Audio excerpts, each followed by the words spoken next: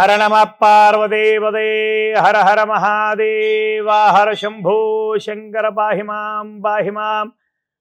మాం ప్రభో రామభక్త హనుమానికి జై. ఓం నీలాంజన సమాభాసం రవిపుత్రం ఇమాగ్రజం ఛాయామార్తాండ సంభూతం తం నమామి శనేశ్వరం. ఓం శ్రీ శనేశ్వర స్వామిని నమః. హరి ఓం. భక్తులారా, మనందరికీ కూడా నామ నక్షత్రాలు ఉన్నాయి, అలాగే జన్మ నక్షత్రాలు కూడా ఉన్నాయి కదా. అలాగే నామరాశి జన్మరాశులు కూడా ఉన్నాయి. ఈ రాశులలో నవగ్రహ సంచారాలు జరుగుతుంటాయి. ఒక్కొక్క గ్రహం ఒక్కొక్క సంచారాన్ని బట్టి శుభాన్ని చేకూర్చుతుంది, అశుభాన్ని కూడా చేకూర్చుతుంది, నానా విధమైనటువంటి కష్టాల పాలు కూడా చేస్తుంది కదా. అందులో నవగ్రహాలలో శనేశ్వరుడు చాలా చాలా ప్రత్యేకమైనటువంటి వాడు కదా. శని బాధలు అంతా ఇంత కాదు, చెప్పుకుంటే కనుక ఎన్నో ఎన్నో బాధలు చెప్పుకోవాల్సి వస్తుంది కదా. మరి ఈ సంవత్సరము శనీశ్వరుడు యొక్క బాధలు పడుతున్నటువంటి వారు ఎవరైనా ఉన్నారా? ఏ రాశుల ఎవరైనా ఉన్నారంటే ఉన్నారు. కర్కాటక రాశి అష్టమ శని, అలాగే వృశ్చిక రాశి అర్ధాష్టమ శని, అలాగే మకరం కుంభం మీనం ఏలినాడు శని. ఈ 5 రాశుల వారికి శనిగ్రహం యొక్క ప్రభావం ఉంది. అయితే శనిగ్రహం యొక్క ప్రభావం తగ్గాలి అంటే శనీశ్వరుడికి ఆరాధన వల్ల ప్రభావం మాత్రమే తగ్గుతుంది. ఎప్పుడు కూడా మొత్తానికి మొత్తం వదిలిపెట్టాడు. చాలామంది కూడా అనుకుంటుంటారు, మనం ఏదైనా పూజ చేస్తే శని మనల్ని వదిలిపెడతాడా అని. ఆయన యొక్క దృష్టి మనపైన కొద్దిగంతా తగ్గుతుందన్నమాట. వక్ర దృష్టి అనేది తొలగిపోతుంది. అంటే వక్ర దృష్టి అంటే చెడు చూపు, మనల్ని చాలా గట్టిగా ప్రమాదంలో పడేయాలి అనేటువంటి ఆలోచన చూపు అనేది తగ్గుతుంది. ఏదో చిన్న చిన్న సమస్యలతో బయటపడాలంటే శనీశ్వరుడు యొక్క ఆరాధన చేయాలి. మరి శనీశ్వరుడు యొక్క ఆరాధన ఏ విధంగా చెయ్యాలి అంటే కనుక ప్రతి శనివారం నవగ్రహాలలో ఉన్నటువంటి శనీశ్వరుడి దగ్గర వెళ్ళాలి. వెళ్ళిన తర్వాత ఆ శనీశ్వరుడి దగ్గర దీపారాధన కొన్ని విధాలుగా ఉంది. ఒక 2 విధానాలు చెప్తాను మీకు. నల్లటి మట్టి ప్రమిదలు దొరుకుతాయి మనకు మట్టి ప్రమిదలు ఎర్రటి కూడా దొరుకుతాయి, అలాగే నల్లటి మట్టి ప్రమిదలు కూడా దొరుకుతాయి కదా. 4 మట్టి ప్రమిదలు తీసుకొని 4 మట్టి ప్రమిదలు తీసుకున్న తర్వాత ఆ 2 మట్టి ప్రమిదలలో కల్లుప్పు కానీ సన్న ఉప్పు కానీ వేయండి. వేసి దానిపైన కొన్ని నల్ల నువ్వులు వేయండి. ఉప్పు పైన వేసిన తర్వాత దానిపైన ఇంకొక ప్రమిద పెట్టండి.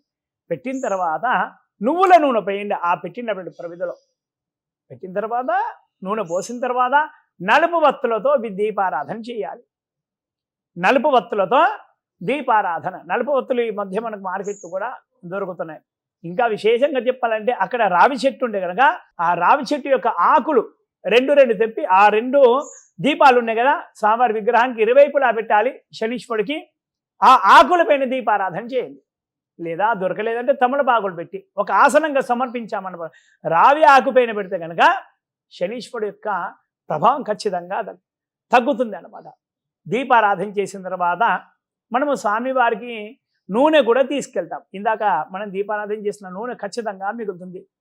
ఆ నూనెతో మనసులో పారాయణం చేస్తూ ఓం నీలాంజన సమాభాసం రవిపుత్రం ఇమాగ్రజం ఛాయామార్తాండ సంభూతం తం నమామి శనేశ్వరం అని చెప్పుకుంటూ స్వామివారి విగ్రహం అంతా కూడా నూనె పోయండి. ఇంకా కొబ్బరికాయ పట్టుకెళ్తే కనుక కొబ్బరికాయ కూడా కొట్టి కొబ్బరి నీళ్ళతో అభిషేకం చేయండి. కొబ్బరి నీళ్ళతో అభిషేకం చేసిన తర్వాత ఖచ్చితంగా నీళ్ళతో కూడా అభిషేకం చేయాలి. చాలామంది కూడా ఏం చేస్తారంటే నూనె పోసేస్తారు, వెళ్ళి ప్రదక్షిణ చేస్తుంటారు. అది కాదు, నూనె పోసిన తర్వాత ఖచ్చితంగా నీళ్లు కూడా పోయాలి కదా. మనము ఒక విషయం చెప్తాం, ఇప్పుడు ఏదైనా పాలు శ్రేష్టమే, పాలను మనం ముట్టినాం, మళ్ళీ ఏం చేస్తాం, మళ్ళీ చేతులు కూడా కడుక్కుంటాం నీళ్ళతో కదా. మొహానికి మనము ఫస్ట్ సబ్బు రాసుకునే ముందు ఖచ్చితంగా నీళ్లు కొట్టుకుంటాం కదా. తర్వాత మళ్ళీ ఏం చేస్తాం, సబ్బు రాస్తాం. మళ్ళీ ఆ తర్వాత ఏం చేస్తాం, మళ్ళీ నీళ్ళతో శుద్ధి చేస్తాం కదా. ఇక్కడ కూడా భగవంతుడికి ఆరాధనలు కూడా ఖచ్చితంగా నూనె పోసిన తర్వాత ఖచ్చితంగా నీళ్ళతో అభిషేకం చేయాలి. తర్వాత స్వామివారికి యథాశక్తి గంధము పసుపు కుంకుమలతో అలంకారం చేసి పుష్పాలతో అర్చించి అలా మీ దగ్గర నువ్వులు ఉంటే కనుక 19 సార్లు స్వామివారి యొక్క పాదాలపైన అంటే చాలా మంది కూడా తెలియకుండా ఏం చేస్తారంటే నెత్తిపైన ఒంటిపైన నువ్వులు ఇలా ఇలా వేసేస్తుంటారు. అలా వేయకూడదు. అలా వేస్తే కనుక స్వామివారి యొక్క రూపము దర్శనము మనకు సరిగ్గా కనిపించదు, ఒక కురూపిలాగా కనిపిస్తాను మనం కదా. విగ్రహం ఎప్పుడైనా కూడా సుందర రూపంగా మనకు దర్శనం ఇవ్వాలి కదా. విగ్రహం పైన అంతా నువ్వులు పడి ఉన్నాయి చేసినాయంటే మనకు దర్శనం సరిగ్గా జరగదు. అయినా అలా వేయకూడదు. ఒక అభిషేకమే విగ్రహం అంతా కూడా చెప్పబడింది. అర్చన నువ్వులు వేయడం విగ్రహం అంతా అనేది మనకి ఎక్కడ కూడా చెప్పబడలేదు. పాదాలపైన మనసులో ఓం శ్రీ శనేశ్వరాయ నమః, ఓం శ్రీ శనేశ్వరాయ నమః అంటూ పారాయణం చేస్తూ 19 సార్లు స్వామివారి యొక్క పాదాలపైన నల్ల నువ్వులు వేయండి. 19 ఎందుకంటే స్వామివారి యొక్క సంఖ్య, జప సంఖ్య 19,000. అందులో మనము ఒక 19 సార్లు వేస్తున్నాం అన్నమాట. 19 అనేది స్వామివారి యొక్క సంఖ్య. తర్వాత యథాశక్తి పుష్పాలు సమర్పించి, అగరబత్తులు ఉంటే కనుక అగరబత్తులు కూడా చూపించి, ధూపం దీపం నైవేద్యం ఇక్కడ బెల్లం కూడా పెట్టవచ్చు, కొబ్బరికాయ కూడా నైవేద్యంగా పెట్టవచ్చు. అలాగే ఇంకా ప్రత్యేకంగా చెప్పాలంటే కనుక నల్ల నువ్వులు నల్ల బెల్లము చక్కగా మంచిగా కలిపి 19 ఉండలు చిన్నవి చేసి ఒక రావి చెట్టు ఆకులో ఒక స్వామివారికి ముందట పెట్టి నైవేద్యంగా పెడితే కనుక స్వామివారి యొక్క అనుగ్రహం ఖచ్చితంగా లభిస్తుంది. ఇంకా నైవేద్యాలు అంటే ఇంకా చాలా ఉన్నాయి. పండ్ల నైవేద్యాలు కూడా పెట్టవచ్చు. అలాగే నలుపు వర్ణం కలిగినటువంటి పండ్లు కూడా స్వామివారికి నైవేద్యంగా పెట్టవచ్చు. ఆ తర్వాత యథాశక్తి తాంబూలం కూడా సమర్పించి స్వామివారికి హారతి ఇవ్వండి. హారతి తర్వాత మీరు కూడా తీసుకోండి, హారతి కళ్ళ కత్తుకోండి. ఆ తర్వాత 19 ప్రదక్షిణలు చేయాలి. ఒక్క ప్రదక్షిణకు ఒక్క శ్లోకం.